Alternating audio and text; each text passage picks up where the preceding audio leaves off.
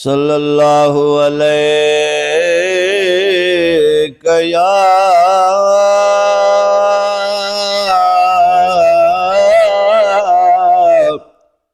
या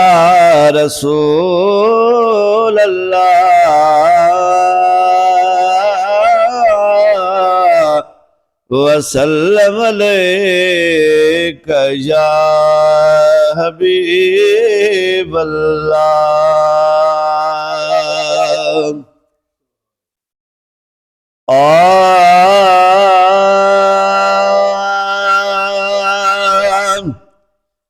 महबूब मुस्तफा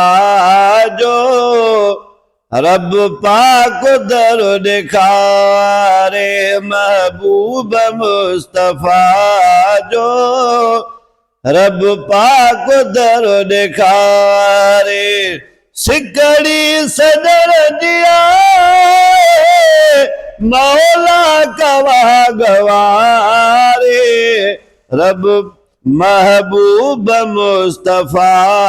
जो रब पाक दर दिखारे, सालन को सिकंदर में साढ़ियों वता तो साई, सालन को सिकंदर में साढ़ियों वता तो साई, मोहब्बत मिठल जी मना में रहंदी अचे सदाई, दुआ के तदरुबाशल पानी पंजो पियारे, महबूब मुस्तफा जो रब पाक दर दिखारे, हर साल तेरो हाजी गो हर पयो घुराए, हर साल तेरो हाजी गो हर पयो घुराए, को जे कमी निड़े के शो थो अलह रहाए, प्यारे पुनल के माबे आयत को संभारे, महबूब मुस्तफा जो रब पाक दर दिखारे, महबूब मुस्तफा जो रब पाक दर दिखारे,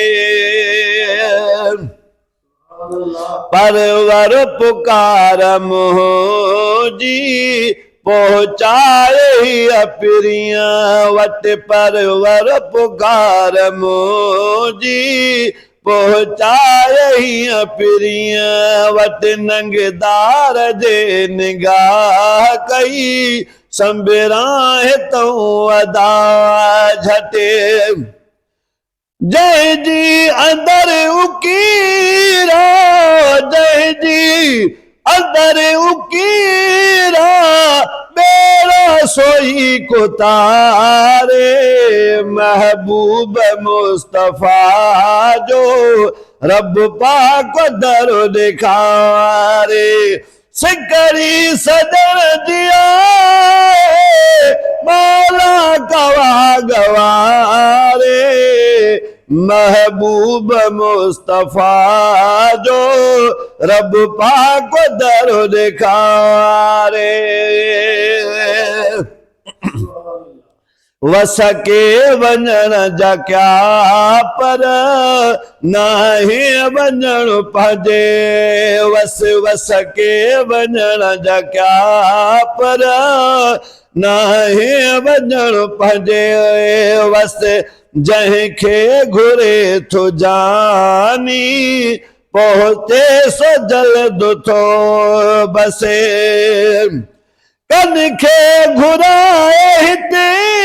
रहूं पारे पंहिंजे विहारे, महबूब मुस्तफा जो रब पाक दर दिखारे, मन मेहर जी नजर मिठलो मुंडे बिका फिराए मन मेहर जी नजर मिठलो मुंडे बिका फिराए गुलामे रसूल खे हितो हिकिड़ो भेरो घुराए चावठ चुमी मिरानी पाजो दर उठारे